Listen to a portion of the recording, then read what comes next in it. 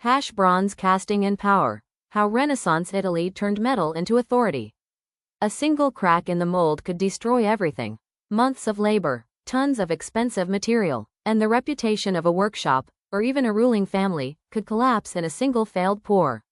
In Renaissance Italy, bronze casting was not just a craft. It was a gamble with power itself. At first glance, bronze sculpture might seem like an artistic technique. But in the 15th century, it functioned as something far more politically charged. It was a method of making authority permanent. In a world where power was constantly contested, between city-states, families, and emerging institutions, the ability to create lasting images of rulers became a form of control. Bronze did something wood and plaster could not. It survived. Earlier forms of representation were fragile. Wood decayed, paint faded, stone could be broken or repurposed. But bronze, once cast successfully, resisted time, weather, and destruction. It created a sense of permanence that aligned perfectly with political ambition. A ruler depicted in bronze did not feel temporary.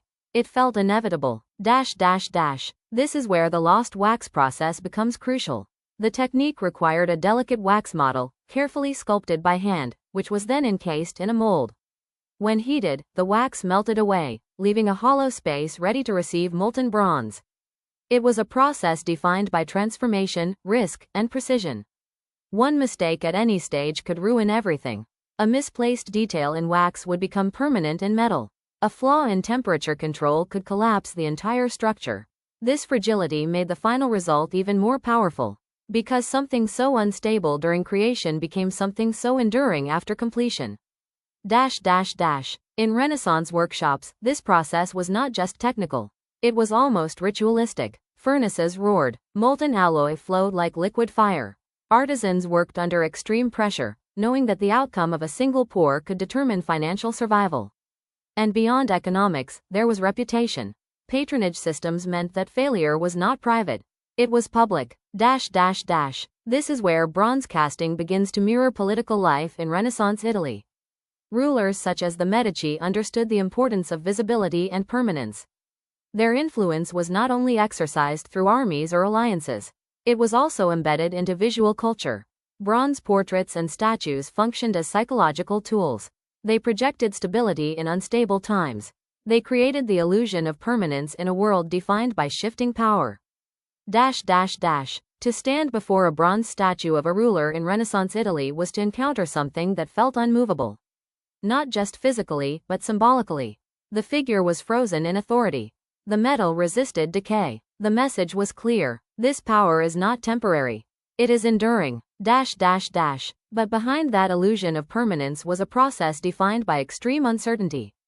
The same system that produced lasting monuments depended on moments of complete unpredictability. Molten metal could fail. Molds could break. Entire projects could be lost in seconds. In this sense, bronze casting mirrored statecraft itself. Both were high-risk systems. Both depended on precision. Both carried the possibility of total collapse. The lost wax process, then, becomes more than a technical method. It becomes a metaphor for power. A fragile model is built.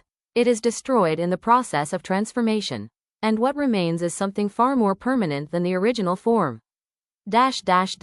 In this way, Renaissance bronze did not simply represent authority. It manufactured it. Through heat, pressure, and irreversible transformation, political identity was literally cast into permanence. And once solidified, it became part of the visual landscape of power. A reminder that authority, like bronze, is strongest when it survives its most dangerous moment of creation.